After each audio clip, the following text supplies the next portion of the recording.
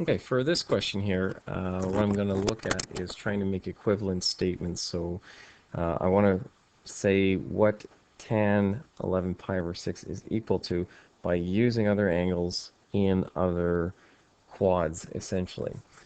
So in a nutshell, basically, I already know that tan 11 pi over 6, or 11 pi over 6, is in quad 4. So just as a recap here, I know that from the cast rule, the tangent, if I were to get the ratio, I know that the answer would be negative.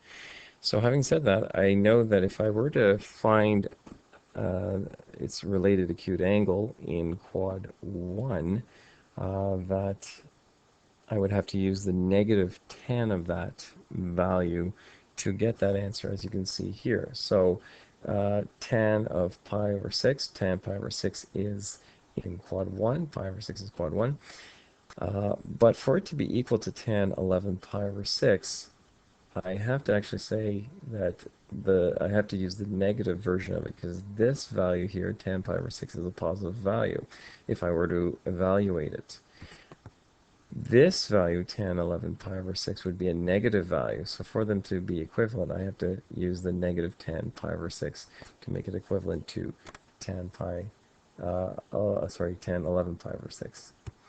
All right, so just to be able to send it in other quads, for example here, if I want to make a quad 2 expression, I have no worries about it because quad 4 and quad 2 are identical.